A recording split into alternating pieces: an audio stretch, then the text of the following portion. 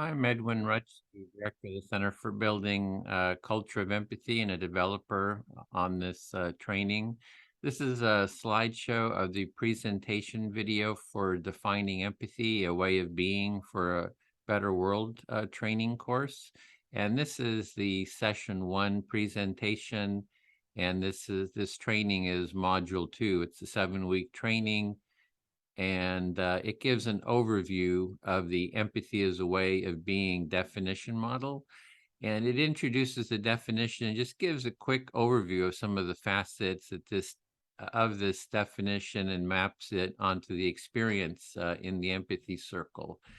This is our version 2 of this prototype draft. And in this section, in session, the first version of this, we had both the session overview and presentation in one video, and this makes it into 2 separate videos. So it's a bit easier to access. So just to recap, in this presentation, you will want to view this presentation before taking part in session 1. It's going to prepare you, to set the stage for session 1. And we're going to, just really, as I mentioned, show the empathy as a way of being model and how it has different facets. And we do try in this training, try to take the didactic or kind of educational material, put that into separate videos, and then you can view that on your own. So that in the training, we try to make the time we have together as experiential as possible. So let's get started. Let's see the problem. I think Barack Obama states our social, political, personal problems. And he has this great quote for that. He says, it seems like we've got an empathy shortage, an empathy deficit more serious than the federal budget deficit. And we've become so cynical that it almost seems naive to believe that we can understand each other across the gulf of race or class or religion or a region or religion. And it seems to me that that empathy deficit has gotten worse since Barack Obama said these words, and he talked about this quite extensively when he ran for office.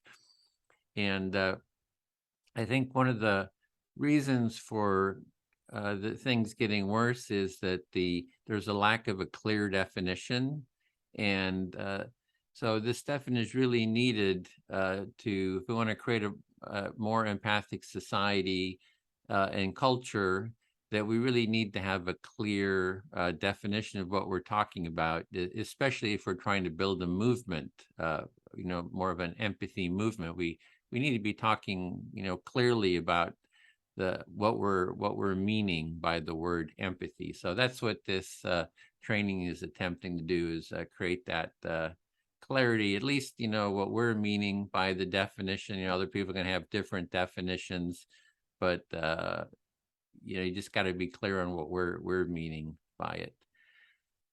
So let's get started. Part of what hindered Barack Obama's call for more empathy is just the confusion of, all the different terms, all different words that are sort of associated with empathy. And here's a few. There's affective empathy, cognitive empathy, empathic distress, theory of mind, empathic joy, feeling, sympathy, imaginative empathy. There's just emotional contagion. There's just a whole lot of different terms, and it's just hard to know what people are talking about. I mean, I don't know what people most of the time are talking about when they say empathy. It usually takes a deeper dive into really nailing down what they're talking about. So one way to approach this is, I always like to go back to the beginnings of where the word and concept came from initially. And initially, this was in the 1870s. There was a German philosopher on aesthetics, on the quality nature of art and aesthetics. His name was Robert Vischer, and he wanted to describe how feelings arise as we look at a work of art. For example, here's a work of art, and you can just see this work. And if you look at it, different feelings are going to come up to you as you do, look at it. Like on the person on the far right there, I can just feel that concentration. There's a real concentration and focus. And the guy on the left, a little bit more on the left, he's kind of has some curiosity. I'm sensing that. So the longer you look at the painting, you sort of feel your way into the painting. And he used a German word to describe that, of Einfühlung, which in German means ein is in and Fühlung is feeling. So he was he was one of the first. Other people were sort of talking about it probably at that time. I think even his father had used the term, but he's sort of credited with first person to sort of really write this down. And so this is, that was the first use of the word. And then it got translated into empathy or in feeling later on, from the Greek words in and pathy, feeling, or pathos, feeling. So, how did the word evolve, from that concept in the 1870s to the current? Oh, and I just mentioned that painting before was actually painted in the 1870s, around the same time that the word was coined. Forgot to let me go back and show that. So you can see this was the painting is called A Studio at Les get no less Henry Fatin Latour, 1870. So he's the painter of it. And it was, it's around that time frame that the word was coined. So yeah, so continuing on here, how did the word and concept evolve, from this German word to the present? And a lot of people defined the term, redefined it since, between then and now. And I'm not going to go into real depth on it because if you want to, more information about that, I'm going to refer you to a book entitled Empathy, A History by Susan Lanzoni.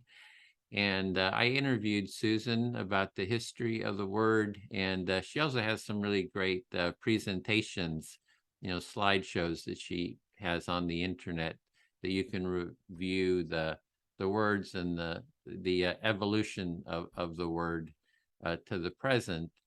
And I'll put the links down below in the description area. But in short, just a super short description. Word started in art aesthetics in the German Einfühlung. It transferred to psychology. Some psychologists said, hey, that's a pretty good term. When I'm listening to something, I'm doing Einfühlung with feeling into people's experience. And then it was translated by I think it was an American, it was translated by an English psychologist to the word empathy, or in feeling. And, the word has changed over time, a lot of different subtle changes and descriptions, of defining it and redefining it. And so it just kept evolving. And, then different people are defining it differently. The academic disciplines, psychology, and social sciences, and all the other academic disciplines are kind of using the word a little bit differently. And so that's kind of is what has led to the wide a lot of differences in how the word is really used. So what I'm going to do is what we're going to do here is go from the beginning of the word and pick up with our definition is going to be on the work of Carl Rogers. He's born 1902, died in 1987.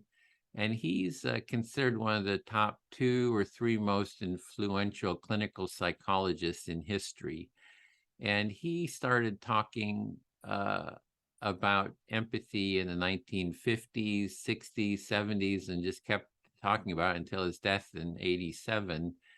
And he is the developer of the empathic listening or active listening process in therapy. And he just worked, decades just using this process with his clients and, writing about it. And then later he started using it in with couples and then in group work and did some conflict mediation type work as well.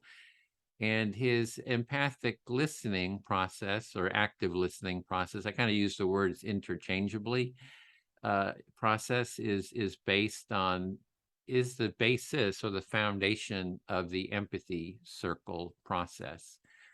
He didn't use it in, the way we use it specifically, with turn taking and so forth. But he, we're just kind of building on his basic process. And so he used what I really find effective about Carl Rogers is that he has, as a clinical therapist, he has that hands-on, dealing with clients, dealing with people in a hands-on, daily basis. So he has that experiential practice along with a scientific and theoretical inquiry as well. And the combination of those, I think, are very powerful. So let's see, we're going from, the beginning when the word empathy was started to Carl Rogers, because I think that he really, put empathy back on the map and really sort of clarified the term, how he was using it. And so it's like, the word goes in a lot of different directions. And with him, it kind of comes together as sort of this foundational, concept. And he wrote a paper in 1975 entitled Empathic and Unappreciated Way of Being. And in this paper, he consolidated a lot of his understanding of empathy in the context of a client-therapist relationship. And he also referred to it in a broader relational terms as well. And here's a quote from sort of a definitional quote from that paper. He says, an empathic way of being with another person has several facets. It means entering the private perceptual world of the other and becoming thoroughly at home in it. It involves being sensitive moment by moment to the changing felt meanings which flow in this other person to the fear or rage or tenderness or confusion or whatever that he or she is experiencing. And so here, a couple points I'll just point out here. He's talking about empathy as being a way of being. It's not just like a technique or, some feeling. It's really a deeper way of being. And that's what we're building on, is that way of being. And also on that concept of, it's just not one thing. It has a lot of different facets to it. And so this is sort of the beginning of the definition that we're going to be presenting here, that empathy is a way of being that has different facets to it. And let's go on here. So just to kind of reiterate. So, even though Rogers listened to his clients, like in a one-to-one setting, he has a way of being with that person. And what we're talking about here is empathy is, kind of scaling that up, that empathy is a way of being in relationship with life. It's feeling and sensing into life with presence, deep listening, openness, a sense of self, of who you are, having a sense of security and a sense of care, meaning that, for the well-being of yourself and others. And it is the being sensitive to the felt experience and meanings in oneself, in others, in the relationships, and in our common humanity. And this compares, for example, let's say what is not, an empathic way of being would be a way of being that's, judgmental or indifferent or detached, domineering, cynical, or overly analytical, self-centered. So there's a lot of different ways of being that we all have in the world, and you can sort of sense, people's different ways of being, sort of their essence of who they are, which of course can change. And that's what we're looking at, is this larger way of being. And like a diamond, kind of using the metaphor of a diamond, it's multifaceted. And here we have a diamond, and you can see the diamond. It's one thing. It has a way of being. It's in its totality, but it has different facets to it. And that's sort of the analogy that we want to make with empathy, that it's kind of one thing, this way of being, but it has a lot of different facets. And then the question is, what is a way of being? And what I'm referring to here is sort of the wholeness of who we are, as a human being, and sort of the essential nature, the essence, the spirit, the set, the deeper set of values and attitudes of who we are. And it's something to be just, still to be explored, I think, to really articulate what a way of being is. But I think that's a good start. So next, let's look at some of the facets of this uh, way of empathic, or empathy as a way of being. And just like the diamond, a diamond has all these different facets to it. And we can just look at some of these. There is, and the first one is other oriented empathy. And that would mean, kind of at the core, how we feel and sense into the experience of others. That's sort of what Rogers was talking about, being present with people, sensing moment to moment, what their experience and feelings and desires and needs and so forth are. The second is self-empathy. Another facet is feeling, sensing into self. So sensing into your own bodily experience, what's coming up for you moment to moment. We have these changing feelings that come up in us, and sort of sensing, feeling, sensing into our own feelings.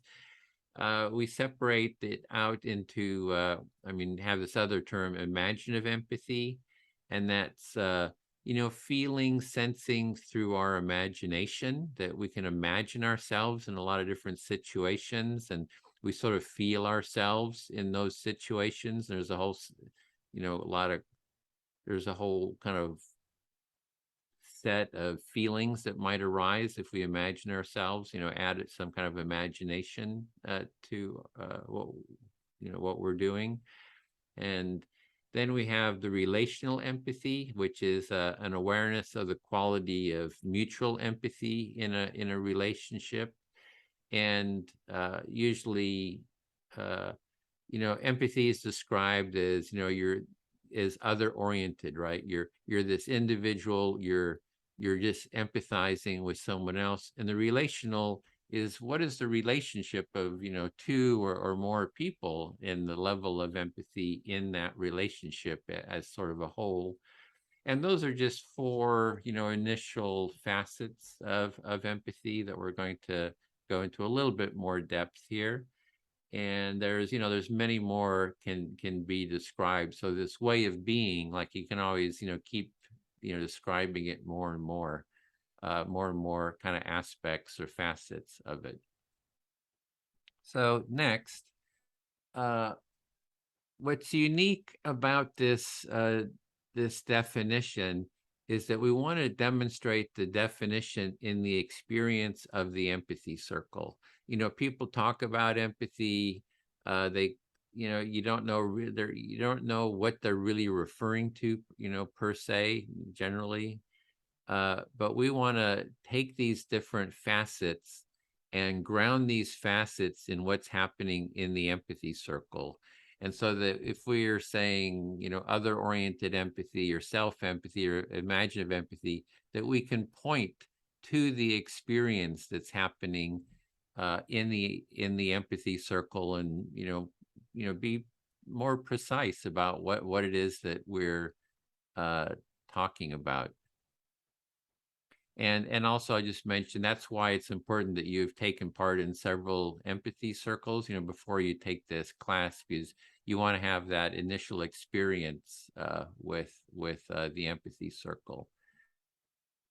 So, as I mentioned, Rogers developed the empathic listening process in the context of therapy. And so here's some pictures of him listening to his clients. He did some public demonstrations of his listening process. And, up on the stage, he had people come and, for like half an hour. I mean, usually in his therapy, he'd listen to people for a whole hour, just listening to them, reflecting what they were saying, and kind of trying to hear them to their satisfaction, and trying to really understand them. And you can see these sample videos. They're out on YouTube. You can just check YouTube, and you can see how he did this. And later, he did start talking about using this process within the context of schools or work and society, in conflict situations. So he did sort of start expanding this, active listening, empathic listening process. And that's really what we're doing. We're building on that foundation and expanding on that foundation. So, how are we expanding on it? We're taking this process and just bringing everyday people together to talk with each other, using this empathic listening process. And we do the empathy circle with, usually 4, 5, 6 people, varying, up to 8 or so. And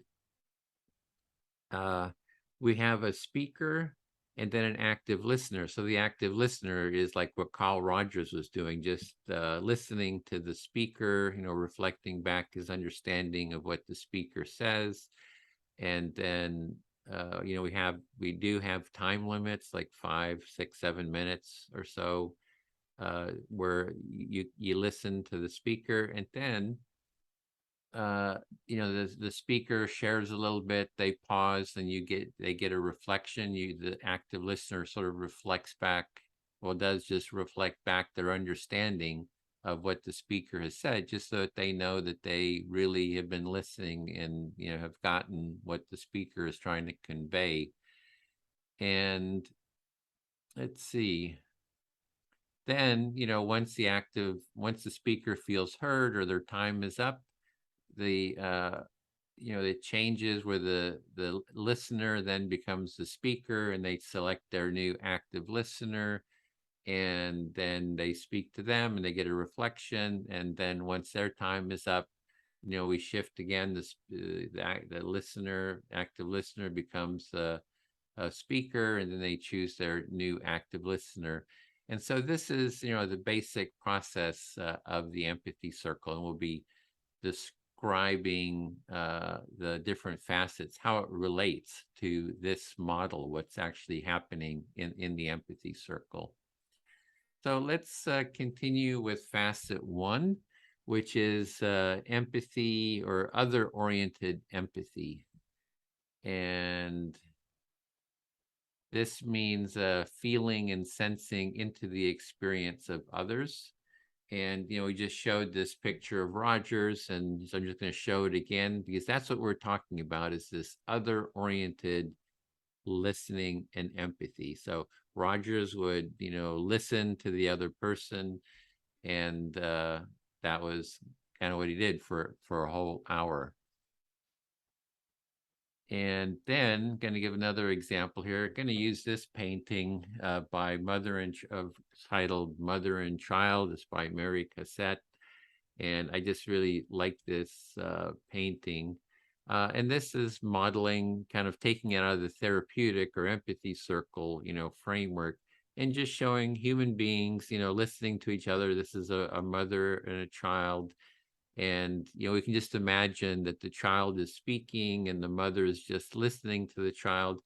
And, the child is, sharing her feelings, let's say, of the day, and the mother is just listening to her. So that sort of mirrors just in the daily life of what Rogers was doing, just listening, but adding kind of that empathic reflection.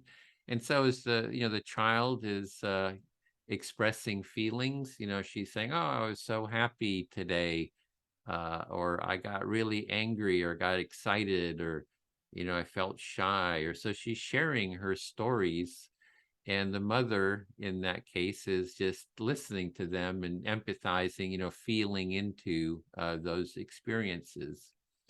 And that's what we mean, basically by other oriented empathy, where we're just sensing into the other person, and having a sensitivity to what their felt experience is, and sort of giving them space to express that.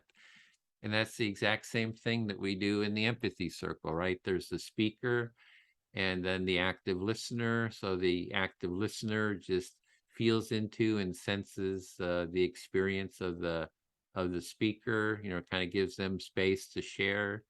And also the silent listeners are doing that silently, whereas the active listener is actually, demonstrating their listening by giving that reflection of what they understand, which sort of deepens the process.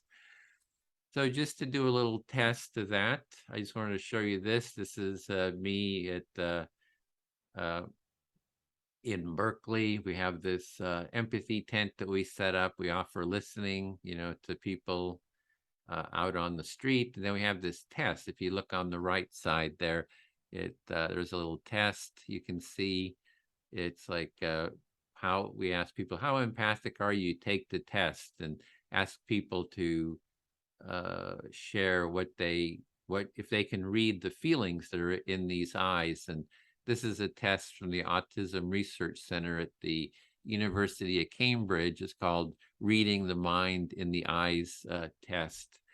And it's 36 questions. And I thought we could just as an example, we could show just do the test real quick, a few of the examples. So here we want to see how good are you empathizing, if this person is sitting across from you and sharing, their life with you, and maybe, describing something that's happened to you. And this is the feelings, this is the face, this is what they're, facing you with. And so you want to be able to sort of identify the feelings that they have. And so we can just ask, do you think this is hateful, jealous, arrogant, or panicked? Are you reading, if you read that feeling? And they say, which I agree with, it's sort of a panicked look. He's has some sort of anxiety, more panicked, the wide eyes look, which is usually sort of a panicked look. We'll do a couple more here. What best describes this person, what this person is feeling? Is it playful? Is it comforting? Is it irritated? Is it bored? So you're sensing into the feelings that they are expressing. And the test, the answer, they say it's playful, which I mean that's what I would select too.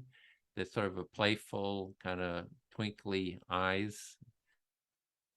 And again, to see one more example is what best describes it, what this person is feeling. Are they convinced about something? Are they, sort of playful, joking? Is there a feeling of desire or a feeling of boredom? And what they say, the people who made this test, they say it's the feeling of desire. And I would say that too. That's and we do these tests out on the street, and a lot of people, select that one too. And here's to a couple more. This one is from the Greater Good Science Center at UC Berkeley. And is this person feeling surprised? Are they, interest or happiness or pain? And they say surprise, and I would say that too, because it's like kind of the open eyes when you're surprised or something. You have that sudden openness of your eyes. And then one more is this person feeling sadness, pain, anger, and disgust? And they say anger, and that's it. Your eyes kind of focused, your mouth may be closed, tightly closed, has sort of a constricted anger sort of a feeling to it. So to continue that feeling into test, this is another test I've seen out on the internet. And this is, when we feel into somebody's experience, we sort of take on a little bit, sort of a little micro dose of what their feeling is. And you can sort of sense it when you look at someone yawning, that you look at it, and especially if you're tired as well, you can kind of feel it sort of grow in you. So we want to test if you will be affected by these yawns. And I'm feeling it myself. I'm starting to feel a little yawn forming. And here's another one. Oh, I could. Boy, yeah, I really kind of caught that feeling. There's another one. Even you see a dog yawn, you kind of catch that feeling. And that's a little bit beyond just, feeling into someone. You're sort of feeling it, and you're like taking it on, which, that can block your empathy when you sort of totally take it on. But you feel it a little bit, and you can feel the next thing that comes up and the next thing that comes up. And that's, again, that other oriented empathy. Okay, let's move on to the next facet of self-empathy, feeling and sensing into yourself. And we're going to go back to Carl Rogers, and here's a quote. So, our definition are starting with Carl Rogers again. That he has a whole body of work. A lot of academics have sort of studied his process, have done academic work on it. There's tons of its core practice in the therapeutic and all the kinds of different therapeutic processes is Carl Rogers, work on, excuse me, empathic listening. And so he says, being listened to by someone who understands makes it possible for the person to listen more accurately to themselves with greater empathy towards their own visceral experiencing, their own vaguely felt meanings. And so what this is, he didn't use the word self-empathy, but he's sort of saying it, that you're empathizing with yourself, a self-empathy, that by someone else listening to you, that you're able to listen more deeply to yourself, and maybe experience that yourself. So here we're doing this, we're just imagining what's happening here in this scenario, that the child is speaking about her days, the feelings that have come up or the things that have come up. And by being listened to by the mother, she's able to go more deeply into her own experiencing.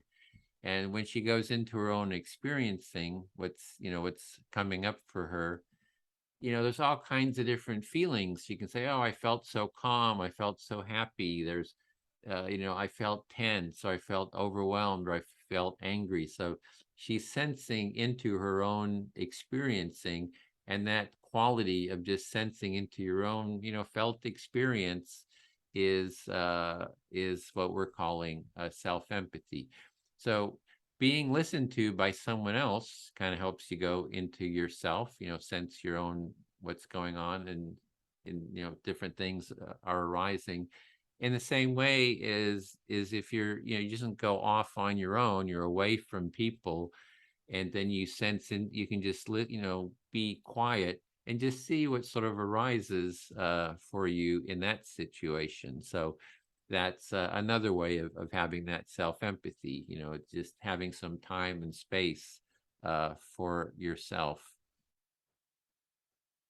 And so we do want to ground this in the empathy circle again, so that we have, that we always, each of the terms that we can point to it in the empathy circle. So here we have the silent listener. Well, yeah, we have this person. Actually, I should this. Yeah, it should actually be the speaker. The speaker is sensing into their self, and uh, they when the active listener is listening to the speaker, that speaker is able to kind of go into their own experience, just like the child was able to go into their, she was able to go into her own experiencing deeper.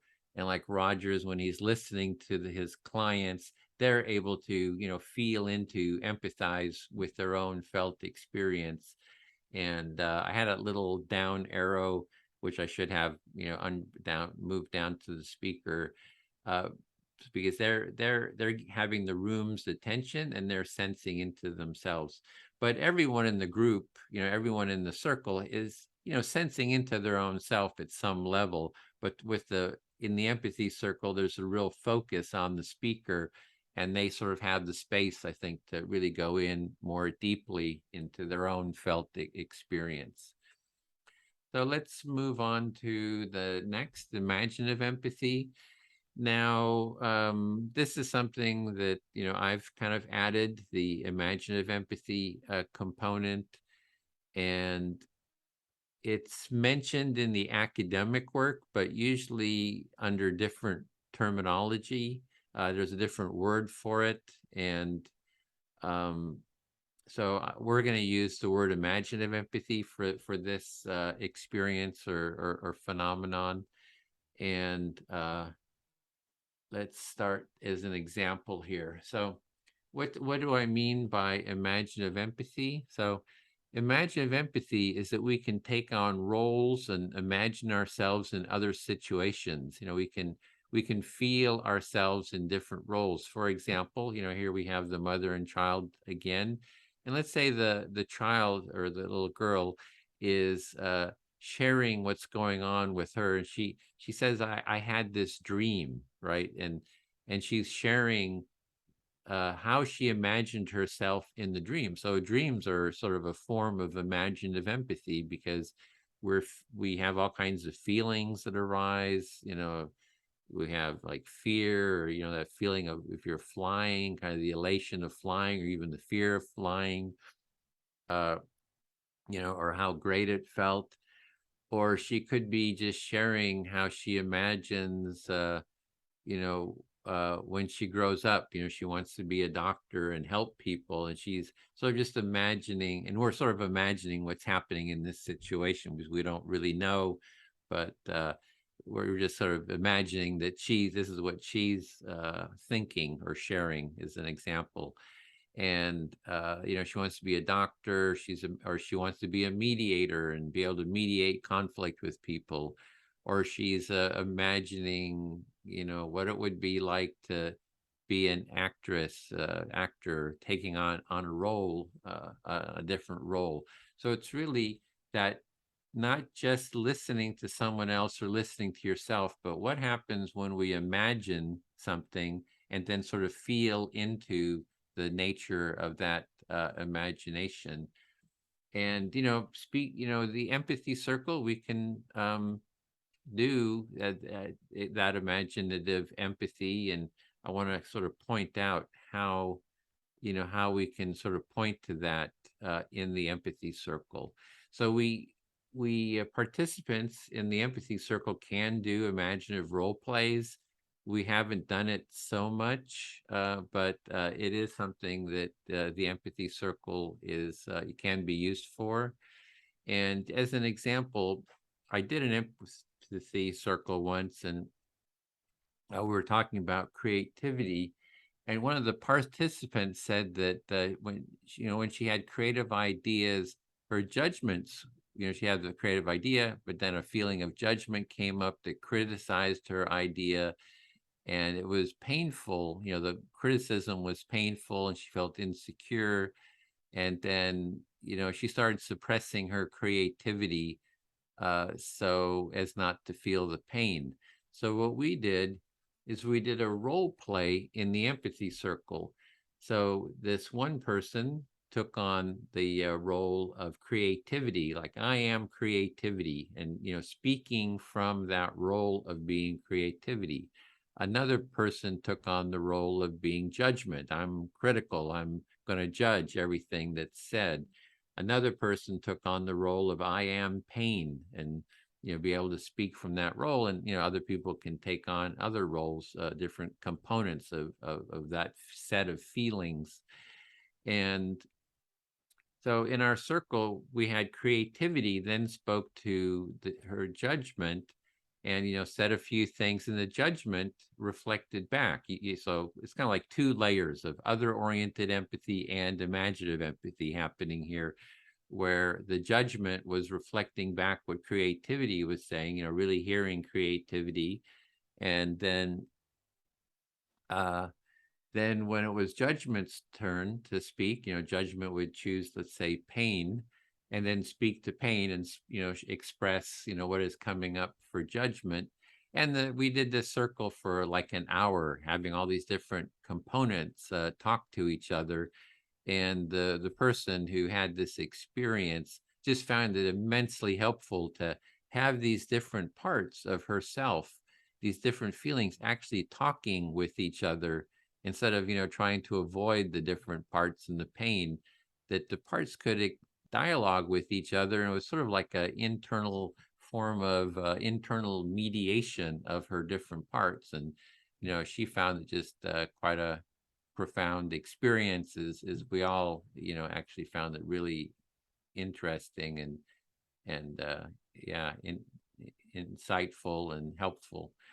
So building on this imaginative empathy uh, concept here, or experience, you're seeing it how it plays out in the empathy circle, but it's the same thing as we can feel ourselves into any role and any perspective. And here I'm showing Meryl Streep. This is on the left is Meryl Streep playing Margaret Thatcher, and on the right she's playing Julia Child, the cook, and famous cook.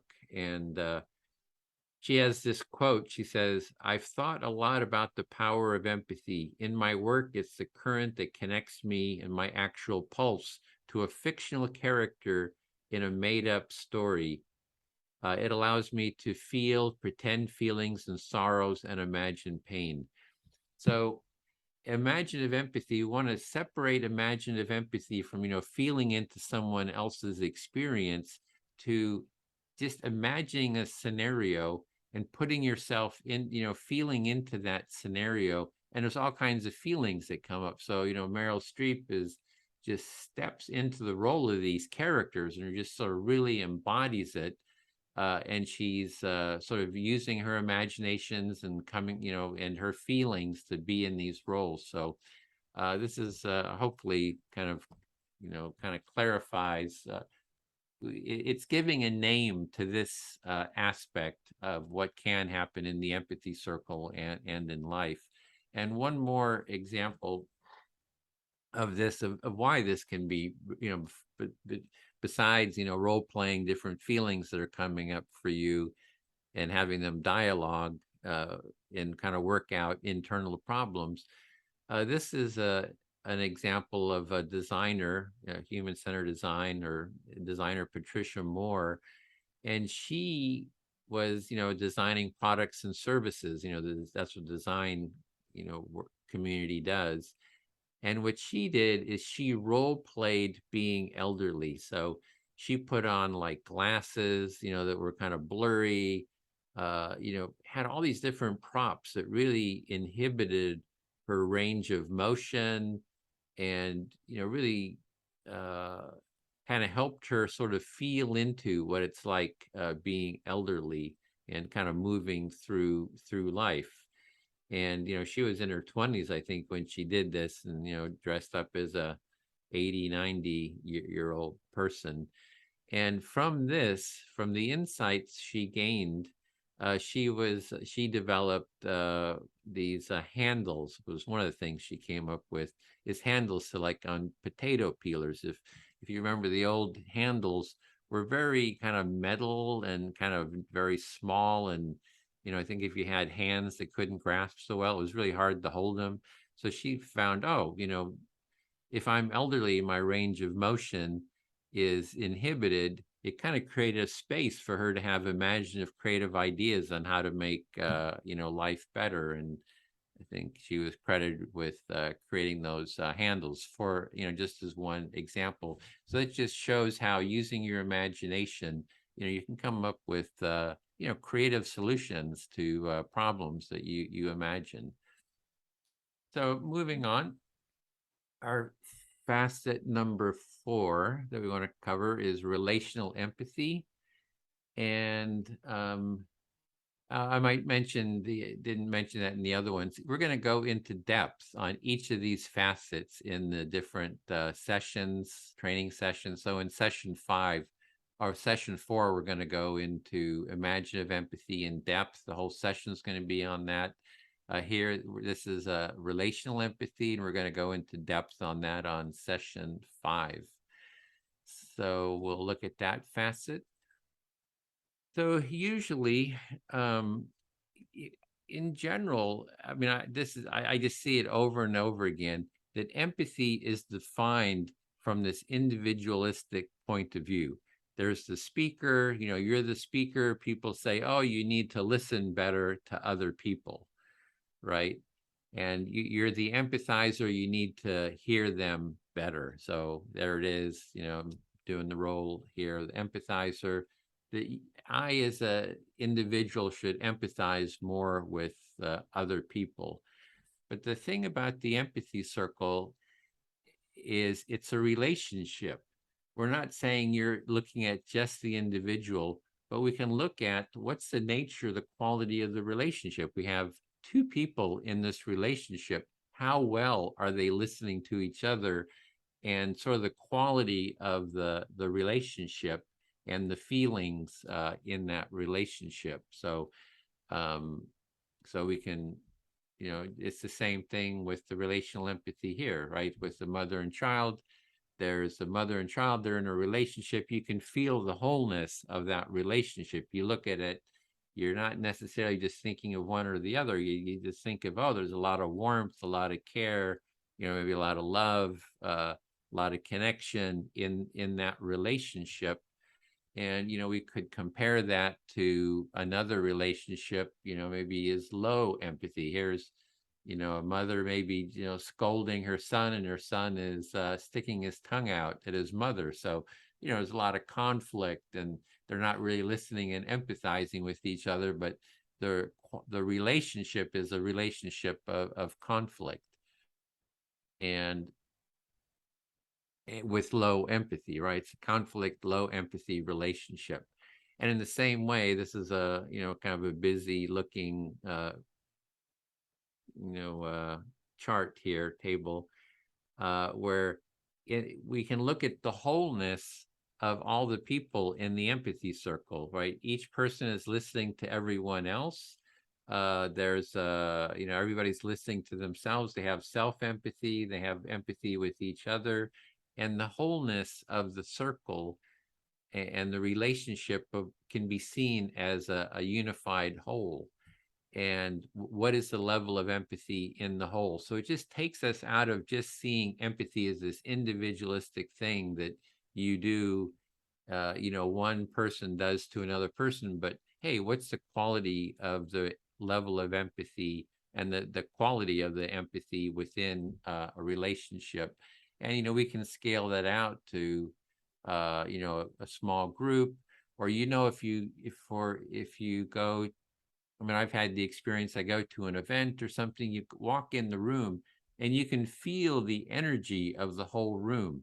It can be an open, inviting energy, or you go into it and it's like everybody's, in their own world. And you think, oh, nobody's going to listen to me. They're not interested in me. You can sort of feel that energy, or you can feel the tension. So you're feeling the wholeness of the room.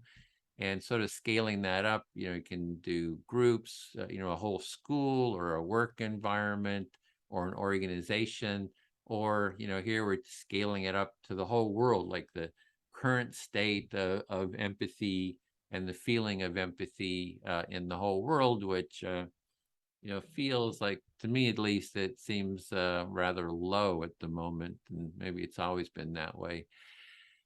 And that's something you want to work at, is how do we raise the level of empathy in relational empathy, not just this individualistic, which is fine to look at the world, from that perspective, but also we want to kind of expand how we sort of are sensitive to different aspects, different relationships.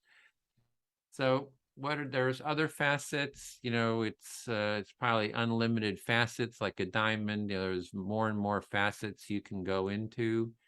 And so we want to leave space for other facets, and we're not going to cover those. Maybe we'll touch on them in this training, but we want to go more into depth on those other facets.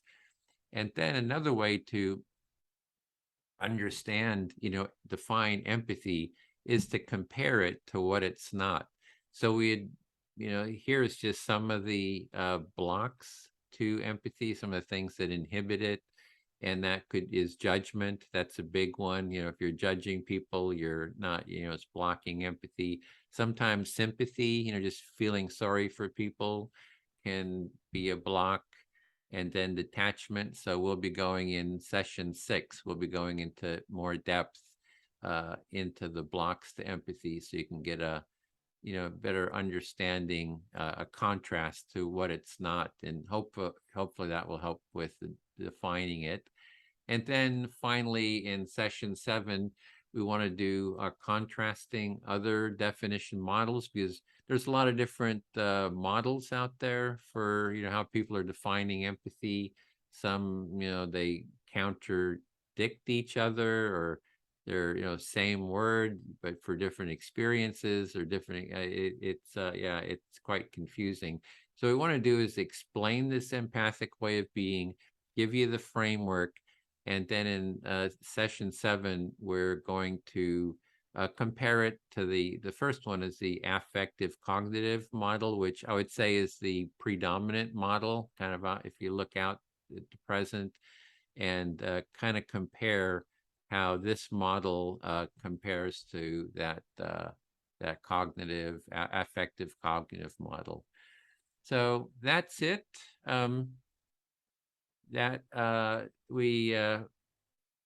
This is one of our facilitator training groups. We always end the group with our jazz hands, just to say goodbye to everyone. So look forward to seeing you in the training.